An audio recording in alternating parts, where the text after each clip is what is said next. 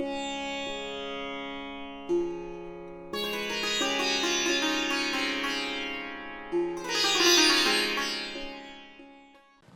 اللہ الرحمن الرحیم. السلام علیکم احباب. لائف پلس کے پروگرام ناصر علی کی بیٹھک میں میں آپ کا میزبان ناصر علی ناصر حاضر خدمت ہوں. احباب، جو یہ کہتا ہے کہ میں نے کبھی کوئی ایسا شاعر ادیب نہیں دیکھا جو لفظوں کے ساتھ زندگی بسر کرتا ہو، رہتا ہو، ان میں جیتا ہو، تو آئیے احباب، آج ہم آپ کی ملاقات ایسے ہی شاعر، ادیب، دانشور، محقق، مترجم ان سے کرواتے ہیں. محترم جناب شہزاد نیر صاحب. السلام علیکم شہزاد نیر صاحب. وعلیکم السلام. شہزاد نیر صاحب ٹھیک ہیں؟ آپ خیریت سے ہیں؟ جی آل فائن، سب ٹھیک ٹھاک. سب سے پہلے تو آپ کا بہت شکریہ، آپ لائف پلس کا حصہ بنے، تشریف لائے. بہت محبت آپ کی. آپ کا بہت شکریہ کہ آپ نے مجھے اتنے اچھے پلیٹ فارم پر گفتگو کا موقع عنایت کیا. بہت شکریہ سر، اگین بہت شکریہ.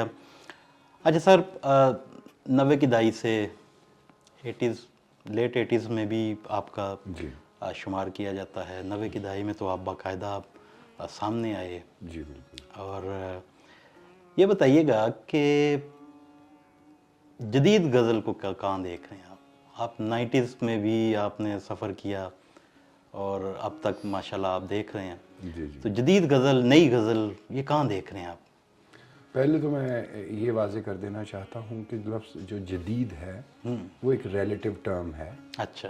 ہر جدید کا ایک قدیم ہوتا ہے، واہ. اور جو آج جدید ہے وہ 10 سال بعد جدید نہیں رہے گا.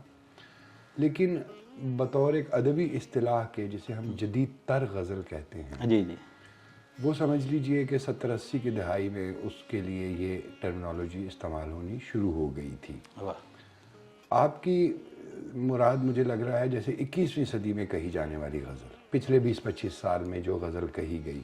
ویسے ہم جدید غزل جو ہے وہ شہزاد احمد، ظفر اقبال، شکیب جلالی، وہاں سے جو ایک غزل کا ذائقہ تبدیل ہوا اسے جدید غزل، اور پھر بعد ازاں جو 80 کی دہائی میں آئی اسے خالد احمد صاحب جدید تر غزل کہا کرتے تھے. اچھا. واہ. تو ہم جو اس وقت گفتگو کر رہے ہیں وہ اس کے بھی بعد کی کر رہے ہیں. لہٰذا میں آپ کے سوال کو یوں سمجھوں گا کہ 21ویں صدی میں پچھلے 25 سال، 21ویں صدی کے 24 سال گزر گئے ہیں جی جی. کہ 21ویں صدی میں غزل جو ہے وہ کہاں جا رہی ہے اور اس کے کیا. سر مین یہی ہے. ہاں جی. تو مجھے یوں لگتا ہے کہ غزل جو اس وقت ہمیں منظرنامے پہ زیادہ تر نظر آ رہی ہے جی جی. وہ آسان اظہار کی طرف جا رہی ہے، وہ بے ترکیب مصروں کی طرف جا رہی ہے، وہ سرعت کے ساتھ مفہوم کا ابلاغ چاہتی ہے. اچھا. واہ. سرعت کے ساتھ جلدی سے بات سمجھ آ جائے. اور اس کے علاوہ جو ان دنوں غزل ہے اگر فکر کے اعتبار سے دیکھا جائے تو وہ ایسے تعلق، ایسے عاشقانہ تعلق کا اظہار اور پرچار کر رہی ہے جسے ہم انگریزی میں ون نائٹ سٹینڈ کہتے ہیں. مطلب وہ گہرے جذبے، گہری کیفیات، تادیر رہنے والا سرور، اور جس میں استقامت ہو وہ تعلق، اس کے بجائے چلتے پھرتے، بھاگتے دوڑتے، چیٹ کرتے، اس طرح کی غزل جو ہے، غزل میں اس طرح کے مضامین جو ہیں وہ جگہ پانا شروع ہو گئے ہیں. البتہ جس طرح ہر دور میں کئی انداز کی غزل ایک ہی وقت میں تخلیق ہو رہی ہوتی ہے، اس عہد میں بھی غزل کی روایت کو ساتھ لے کر چلنے والے لوگ موجود ہیں. اچھا. واہ. غزل کے معانی و مفاہیم کی گہرائی پر دھیان رکھنے والے لوگ موجود ہیں. اچھا. واہ. اور غزل کا جو ظاہری حسن ہے، مصرع سازی کا جو کرافٹ ہے، دو مصروں کی جو بنت ہے، بندش ہے، اور ان کا آپس میں جڑت ہے، اس پر توجہ کرنے والے لوگ بھی موجود ہیں.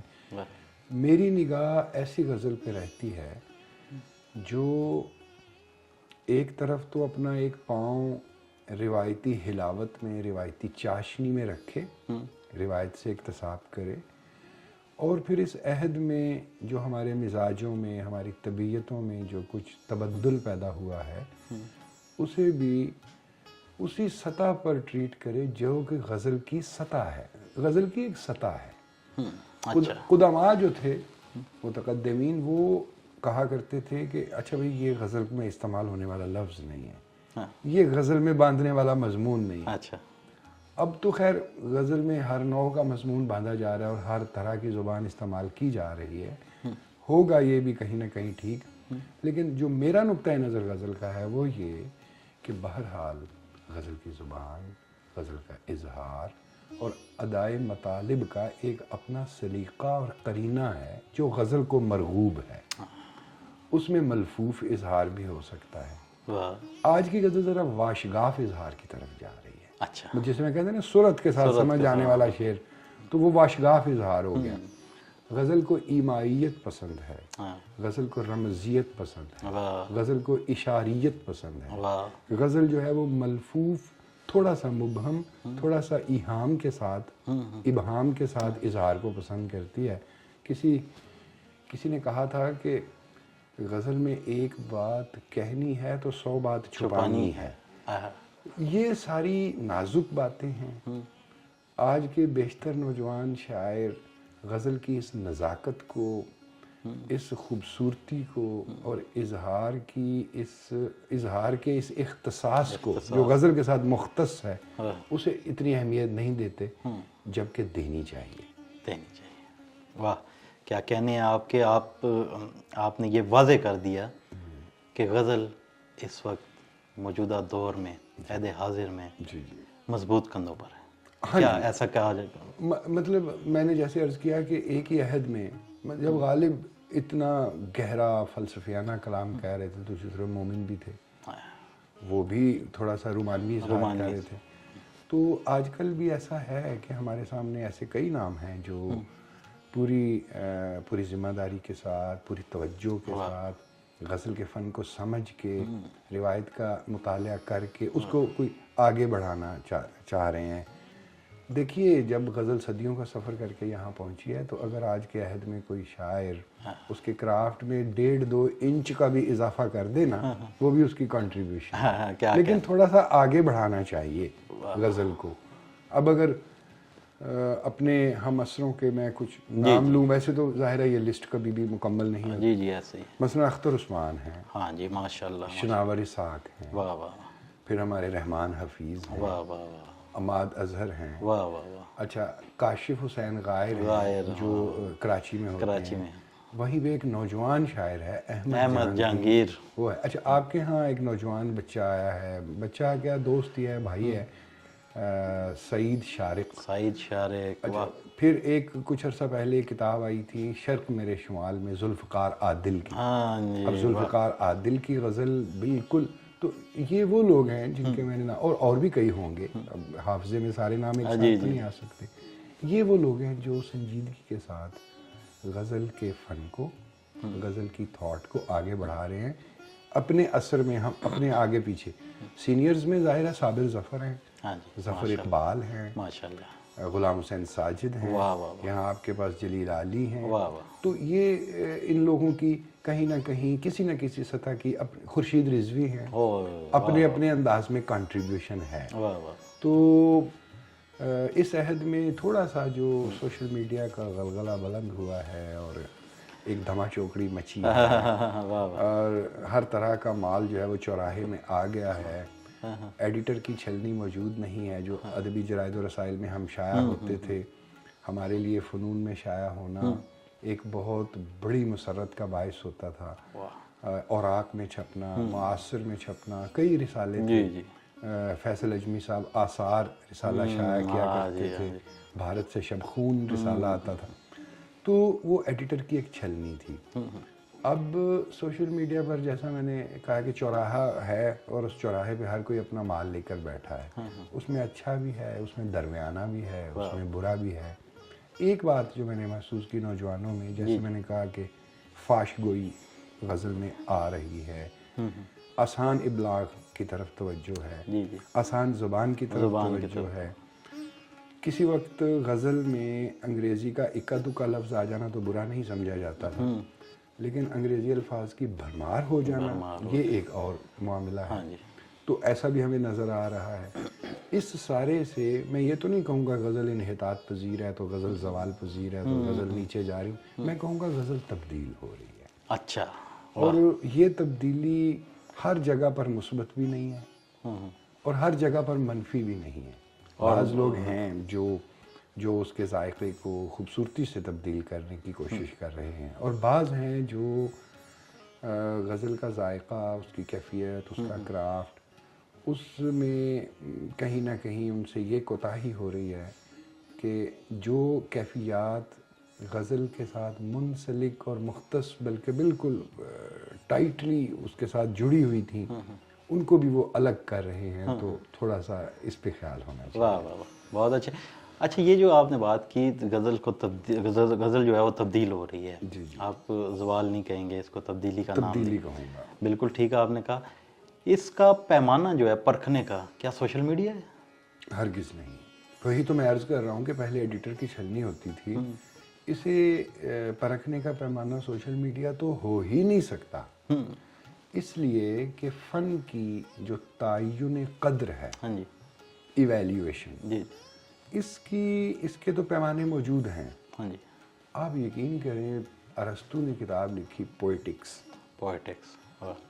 اب اس کتاب میں جو شاعری کو پرکھنے کے پیمانے ہیں وہ آج تک ویلڈ ہیں۔ اچھا، واہ۔ پھر مغربی جو میتھیو آرنلڈ ہوں یا ٹی ایس ایلیٹ ہوں یا کوئی اور جو کیٹس وغیرہ ہوں، انہوں نے بھی انہی پیمانوں کو سامنے رکھا، یا ہمارے اختر حسین جعفری ہوں، وہ بھی انہی پیمانوں پر چیز کو دیکھتے ہیں۔ حتیٰ کہ جو الطاف حسین حالی نے مقدمہ شعر و شاعری لکھا، شعر میں اوریجنیلٹی ہو، یعنی اصلیت کا لفظ انہوں نے اردو میں استعمال کیا، شعر میں اوریجنیلٹی ہو، اصلیت ہو، اس میں جوش ہو، اس کا جو بیان ہے وہ ایسا ہو کہ دل کو بھائے، پھر اس میں آہنگ ہو، وہی ساری چیزیں ہیں۔ انہی چیزوں سے اگر ہم انحراف کریں گے،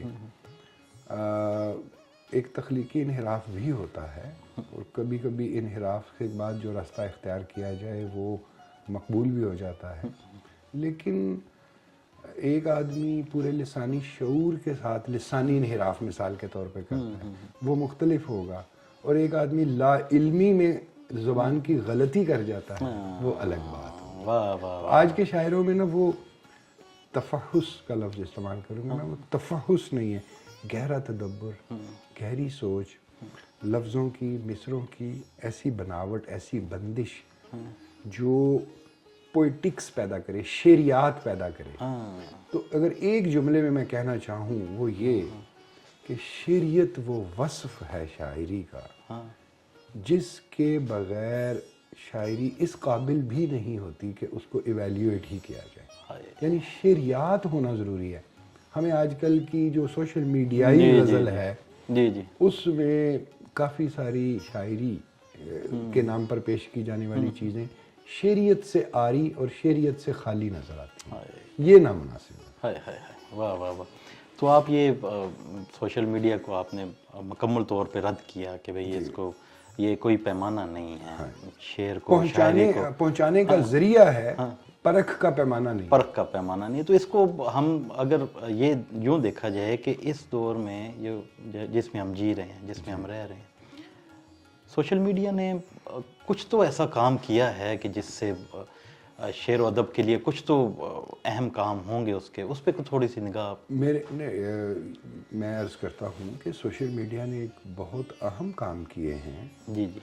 سوشل میڈیا نے ایک تو یہ کہ جس کو ہم کہتے ہیں لٹریری ایکٹیویٹی، ایک ادبی سماجیات بھی ہوتی ہے، ادبی سماج میں اضافہ کیا ہے، لٹریری ایکٹیویٹی میں اضافہ کیا ہے۔ ہر کسی کو اپنی اسکرین پر، میں نے آپ کے لائف پلس اسٹوڈیو کے بہت سارے پروگرام اپنے موبائل کی اسکرین پہ سنے ہیں، تو مجھ تک پہنچ گئے۔ تو ترسیل میں، پھیلاؤ میں، پہنچانے میں، رسائی دینے میں سوشل میڈیا کا لازوال کردار ہے، ناقابل فراموش کردار ہے۔ نکتہ صرف میرا یہ تھا کہ سوشل میڈیا پر ایک ویڈیو اگر 1 ملین ویوز لے جاتی ہے، میں پوری ذمہ داری سے کہہ رہا ہوں، تب بھی لازم نہیں ہے کہ وہ معیاری ہو. میں آپ کو دلائل دیتا ہوں. ایک چینل پہ، یوٹیوب کے چینل جی جی منیر نیازی صاحب کی غزل ہے، جی ظفر اقبال صاحب کی غزل بالکل ہے، ٹھیک ہے. خورشید رضوی صاحب کی واہ غزل واہ ہے، واہ شاہین عباس کی غزل ہے. واہ واہ. ان کے 250 ویوز ہیں. ایک اور شاعر کی غزل ہے، اس کے لٹ سے کہ 1.5-2 لاکھ ویوز ہیں. اب خورشید رضوی کی غزل اور اس شاعر کی غزل جس کے ویوز کا اتنا زیادہ فرق ہے، یہ قطعاً اس بات سے آپ اس نتیجے پہ نہیں پہنچ سکتے کہ اس کی غزل اچھی ہے. جس کے 1 لاکھ ویوز ہیں اور جس کے 250 ویوز ہیں وہ غزل کمزور ہے. میرا مطلب ہے کہ پیمانہ نہیں بنا سکتے، پیمانہ نہیں بنا سکتے. اور اگر آپ مجھ سے پوچھیں، آپ اہل فکر و نظر اور ہوتے ہیں، عوام الناس اور ہوتے ہیں. عوام الناس. اہل فکر و نظر سے آپ پوچھیں تو وہ کہیں گے بھائی خورشید رضوی صاحب کی تو غزل فن میں، فکر میں کہاں کھڑی ہے، اور جو 1 لاکھ ویوز لے رہی ہے وہ تو اس کے قریب بھی نہیں پھٹکتی.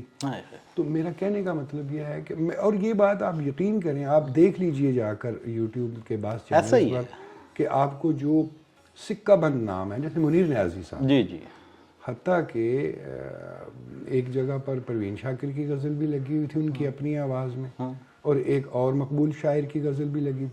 پروین شاکر کے ویوز کم تھے. تو یہ یہاں پہ ہمیں سوشل میڈیا کو تھوڑا سا تحقیقی انداز میں دیکھنا چاہیے. میں نے ایم فل کیا ہوا ہے ماس کمیونیکیشن میں، ماشاءاللہ. اور جو میڈیا ٹیکنیکس، میڈیا ایتھکس اور میڈیا کے اوپر جس طریقے سے چیز پریزنٹ کی جاتی ہے اور پھر اس کے کیا ایفیکٹس آتے ہیں، وہ بھی میرے مطالعے کا موضوع رہتا ہے. تو جو میں یہ کہتا ہوں کہ اس دور میں اشتہار آتا ہے کہ بچوں کو فلاں فوڈ دیں 4 ماہ کی عمر سے.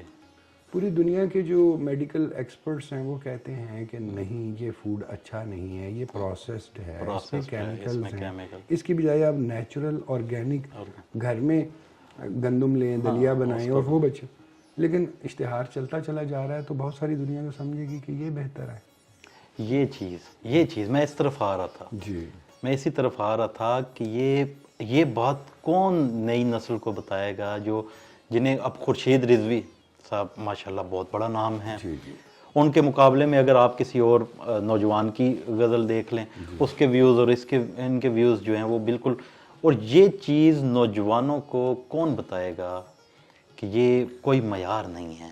بتانا تو مجھے آپ کو ہی چاہیے. ایسا ہے، اور یہ ہماری ذمہ داری میں، یہ ہماری ذمہ داری میں ہے. ایک زمانے میں نے ایک شاعر ہیں ہمارے واجد امیر، جی جی ماشاءاللہ، ان پر ایک مضمون لکھا تھا کوئی 15 سال پہلے، اور جس طریقے سے شعراء کی کیٹیگرائزیشن کی جاتی رہی ہے، متقدمین نے بھی کی، کہ جی ایک ہوتا ہے عظیم شاعر، ایک ہوتا ہے اعلیٰ شاعر، ایک ہوتا ہے بڑا شاعر، ایک ہوتا ہے اچھا شاعر، ایک ہوتا ہے شاعر، ایک ہوتا ہے متشاعر. اچھا، اس سے پہلے آتا ہے گوارا شاعر. مطلب انہوں نے ایک کیٹیگری بنائی، گوارا شاعر ہے، بس ٹھیک ہے، یہ گوارا ہے. اسی طریقے سے میں نے اس مضمون میں کوشش کی تھی کہ میں سامعین کو کیٹیگرائز کرنے کی کوشش کہ سامعین کی ایک اوپر کی، وہ بھی پیرامڈ فارم میں ہے، یعنی جو اوپر ہے وہ کم ہے اور نیچے جاتے ہیں بڑھتے جاتے ہیں. تو سب سے اوپر تو وہ کیٹیگری ہے جو حقیقی معنوں میں اہل فکر و نظر ہیں، جو صرف شعر کو ادائے مطالب کا ذریعہ نہیں سمجھتے بلکہ فن کا ایک مظہر بھی سمجھتے ہیں. یعنی شاعری جو ہے محض بات کرنے کا ایک ٹول نہیں ہے. بات کرنے کا ٹول زبان ہے، صحافت ہے، سارا کچھ ہے. شاعری تو ایک تہذیبی اور ثقافتی اکائی بھی ہے. تو یہ وہ لوگ ہیں جو شاعری کو اس حوالے سے بھی دیکھتے ہیں، وہ بہت کم ہیں. اچھا، اس کے نیچے وہ لوگ آتے ہیں جن کو بہت زیادہ تو گہرا، مثلا عرفان صدیقی ایک غزل کی اگر داد دیں تو کیا وہ اسی طریقے سے داد دیں گے جس طریقے سے سیکنڈ ایئر کا ایک بچہ داد دے گا؟ کتنا فرق ہے. تو میں یہ سمجھتا ہوں کہ ایک تو وہ سطح ہے، پھر اس سے نیچے والی ایک سطح ہے جو اس درجہ شاعری کی باریکیوں اور نزاکتوں اور جو فن کی बारीकियाँ होती हैं उससे तो नहीं समझते, लेकिन फिर भी उनका ذوق सलीम बताता है कि यार ये शेर दिल में तराजू हो गया, ये शेर है। हाँ हाँ उससे भी नीचे एक दर्जा है, एक सतह है। ये वो लोग हैं जो शायरी को एक एंटरटेनमेंट की सतह पे देखते हैं, और उनके लिए शेर वो है जिसे सुनकर या तो वो रौला डाल दें, कहकहे बुलंद कर दें। फिर उसके नीचे एक सतह है माजरत के साथ जो अपनी नाआसूदा रूमानवी ख्वाहिशात के कैथारसिस का ज़रिया समझते हैं शायरी को। माजरत के साथ दोबारा से मैं कहूँगा कि जिस तरह महजूर नरसें और हिजर ज़दा उस्तानियाँ और तुरमानवी ख्यालात में खोई हुई कच्ची उम्र की लड़कियाँ, फिर उन्हें एक और तरह की शायरी पसंद आती है। इसके साथ साथ शायद आपको शायरों के नाम भी ज़हन में आ रहे हैं। अच्छा, फिर ये मुख्तलिफ दर्जे हैं जो सामीन के भी हैं। सामीन इसमें तरक्की होती रहनी चाहिए, और हम आपने ही मिलकर आवाम को, और मैं ये बताऊं कि आवाम में ये बात आ रही है। अच्छा। बाज़ मेरे साथ ऐसा तजर्बा हुआ है, बाज़ स्टूडेंट्स जो उन्होंने नाम लेकर कहा है कि अच्छा फलां की शायरी में गहराई नहीं होती, बस एक दफ़ा शेर सुना अच्छा लगा, उसके बाद दोबारा नहीं सुन सकते आप। जबकि शेर वो है जिसे जितनी बार सुना जाए, जितनी बार दोहराया जाए, जितनी बार उस पर गौर किया जाए, ताज़ा तो सूरत लुत्फ सामने दे, ताज़ा गालिब है जैसे। हाय हाय तो ये हम आप ही बताएंगे, और आएगी बेहतरी और इंशाल्लाह आती चली जाएगी। एक ही वक्त में ना एक इन्फ्लक्स आ रहा होता है बच्चों का, जो first year, second year, third year से शायरी की तरफ मुतवज्जे होते हैं, शेर सुनते हैं, उसमें से कुछ तरक्की पा के ऊपर वाले दर्जे पे चले जाते हैं ज़रा, फिर उससे ऊपर, फिर उससे ऊपर, वही पिरामिड बनता है। तो जो काबिल एतमाद राय होती है वो उन्हीं लोगों की होती है जो फ़न को समझते हों, जिन्हें हम साहिब राय का सनद याफ्ता हों। बाकी ठीक है, आवाम में जो कोई पॉपुलर है सो हो, कोई ऐसी बात नहीं। ये बहुत अहम बात आपने की, और ये सोशल मीडिया के तवस्सुत से हम ये आगे भी पहुंचाएंगे, और इंशाल्लाह इस पे मज़ीद काम भी करेंगे। ये बहुत अहम बात है। अच्छा सर, ये बताइएगा कि बहुत सारे दोस्तों का कहना भी ऐसा ही है, और मेरे ख्याल से कासमी साहब ने भी आपके बारे में लिखा है कि आपकी जो नज़्म है वो गज़ल से आगे निकल गई है। आप क्या समझते हैं, ये जारी रहेगा या आप इसको, या सिर्फ नज़्म निगारों की हद तक ये बात अहम है? अरे नहीं, मेरे ख्याल में जो मैंने कुछ सोचा समझा, लिखा पढ़ा, उससे ये नतीजा निकला कि नज़्म की शेरियात भी अलग हैं, और नज़्म का उसलूब व अंदाज भी अलग है, जुदागाना अदा है। ऐसा ही है। और गज़ल एक अलग तहजीब, एक अलग तारीख़ की हामिल सिनफ़ सुखन है, उसका अंदाज़ अलग है। हमें बाज़ दोस्तों के यहाँ गज़लिया नज़में मिलती हैं, अच्छा, और नज़मिया गज़लें मिलती हैं। वाह। मुझ में कुदरती तौर पर एक मुख्तलिफ ये हुआ मेरे साथ कि मैंने उमूमन सब दोस्तों से सुना है कि जी मैं 8वीं में था जब मैंने पहली गज़ल कही, मैं 7वीं में था जब मैंने पहली गज़ल कही। तो हर किसी का आगाज़ गज़ल से होता है, लेकिन मैंने ज़िंदगी में जो पहली चीज़ लिखी शायरी में वो नज़्म थी। और वो एक पाबंद नज़्म थी, और वो मसनवी के अंदाज में थी, यानी दो मिसरे, हम काफ़िया और हम रदीफ़। ये दो मिसरे आपस, इनका अलग काफ़िया रदीफ़ है, अगले दो का अलग अगले। तो जब मेरा पहला इजहार ही नज़्म में हुआ तो आगे चलकर मुताले में तो गज़ल भी आई, नज़्म भी आई, लेकिन मुझे नज़्म ज़्यादा अट्रैक्ट भी करती थी और हॉन्ट भी करती थी। इब्तिदान मेरे मुताले में जो तरक़्क़ी-पसंद रिवायत के शुअरा हैं वो आए, कैफ़ी आज़मी, मजहूर सुल्तानपुरी, साहिर लुधियानवी, फैज़ अहमद फैज़। साहिर लुधियानवी की जो शुरू में मैंने 9th 10th में कुछ किताबें ख़रीदी, उनमें साहिर लुधियानवी की किताब तलखियाँ भी शामिल। उसके पहले सफ़े में मुझे आज तक याद है, दुनिया ने तजरिबात व हवादिस की शक्ल में जो कुछ मुझे दिया है वो लौटा रहा हूँ। तो तरक़्क़ी-पसंद रिवायत जो है वो सोशल रियलिज़म पे यकीन रखती है, यानी कि मुझे ऐसी नज़्म मरगूब रही जो कोई वराउल वरा और मावरा तसव्वुराती खलाई سلسلوں میں نہ کھوئے، ہاں بلکہ اپنا تخیل جتنا بھی بلند کرے اس کے پاؤں زمین پہ رہیں۔ واہ، درخت جتنا بھی بلند ہو جائے، جتنا بھی بلند ہو جائے، وہ تب تک قائم رہے گا جب تک زمین سے اپنا رشتہ برقرار رکھے گا۔ واہ واہ واہ، اگر زمین سے اپنا تعلق توڑے تو درخت بلند رہ ہی نہیں سکتا، بلکہ کھڑا ہی نہیں رہ کھڑا ہی نہیں رہ سکتا۔ بہت تو خوبصورت۔ اس نظم نے مجھے اس طریقے سے اٹریکٹ کیا کہ فن جو ہے وہ بنیادی طور پر انسان کے ساتھ علاقہ رکھتا ہے، اور انسان مجموعہ ہے کیفیت کا بھی اور جذبے کا بھی اور معاشیات کا بھی اور نفسیات کا بھی، سماجیات کا بھی۔ واہ واہ واہ، تو ہر وہ نظم جو کہیں نہ کہیں زمین کے ساتھ اپنی جڑت رکھتی ہے، گڑاؤ رکھتی ہے، وہ مجھے مرغوب ہوئی۔ واہ واہ، اور ایک وقت آیا کہ میں نے سوچا کہ اچھا، میری جو پہلا مجموعہ کلام آیا 2006 میں، وہ نظم کا تھا۔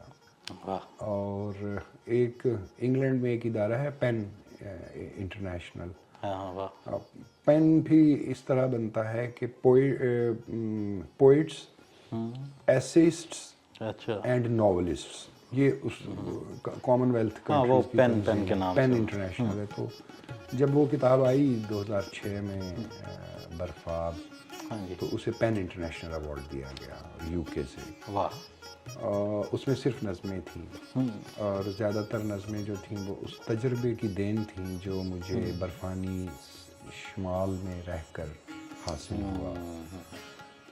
نظم آپ کا سوال تھا، تو ایک وقت آیا کہ مجھے لگا کہ میں چھوٹی نظمیں تو لکھتا ہوں، لیکن میرے اندر کچھ ایسا ہے کہ اس کو ایک طویل تجربے میں سمونا چاہیے۔ تو ایک نظم شروع ہوئی خاک کے عنوان سے، اور وہ خاصی طویل ہو گئی، مطلب 50 صفحات کی ایک نظم ہوئی۔ طویل نظم کی روایت ہمارے ہاں موجود ہے، ہاں جی، بالکل ایسے ہی ہے، Waste Land, T S Eliot, موجودہ دور میں موجودہ دور میں بھی طویل ستارہ ساز، کیا ہاں جی، خوبصورت اختر عثمان صاحب کا شاہکار۔ ان کی ایک اور نظم تراش ہے، اختر عثمان صاحب کی۔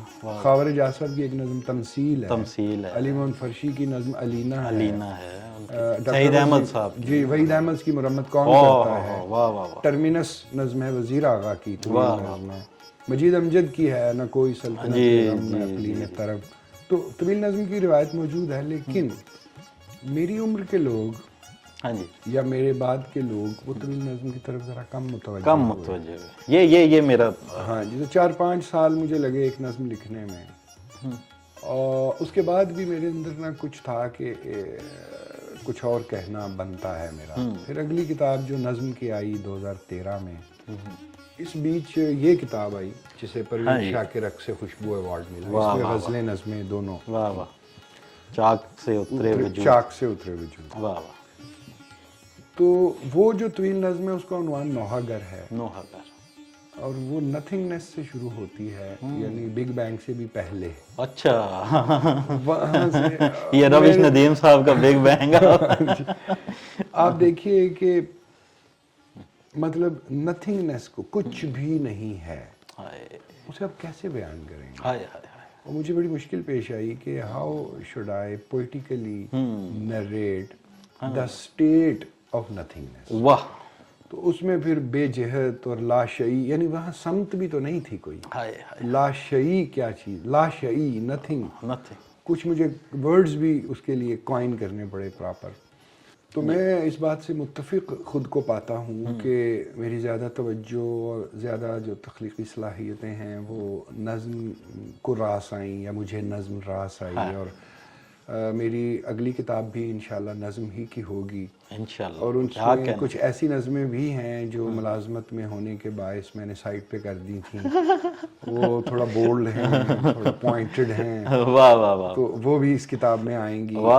لیکن ایک بات میں ضرور بتا دوں کہ میری کتابیں 8-8 7-7 سال کے وقفے سے آتی ہیں، میں کاتا اور لے دوڑی اس کا بالکل بھی قائل نہیں ہوں، اور اب جو میری اگر نظم کی کتاب آتی ہے تو وہ 12 سال بعد آئے گی. اور میں نے یہ رات کو ہم یہی ڈسکس کر رہے تھے. اور کیا خوبصورت بات. ہمارے پروگرام کا وقت بھی بس شہزاد صاحب بس نزدیک پہنچا ہے. ایک آخری چھوٹا سا سوال آپ سے اور پھر ہم آپ سے کچھ سنیں گے بھی. یہ بتائیے گا اسلام آباد میں آپ کا وقت بھی گزرا, آپ نے بہت اچھا تقریباً 8-10 سال گزارے تھے اسلام آباد میں, پھر لاہور میں بھی. آپ کیا دیکھ رہے ہیں وہاں کے ادبی حلقوں میں, یہاں کے ادبی حلقوں میں؟ اور یہ تو مرکز ہے, یہاں کے ادارے بھی ہیں, یہاں پہ تو بڑا اہم ادارے بہت سارے موجود بھی ہیں. آپ کیسا دیکھ رہے ہیں ادارے بھی, حلقے بھی, وہاں کے اور یہاں کے؟ میرا خیال ہے جو مجھے ذاتی طور پہ احساس ہوتا ہے, میں اپنا احساس شیئر کروں گا.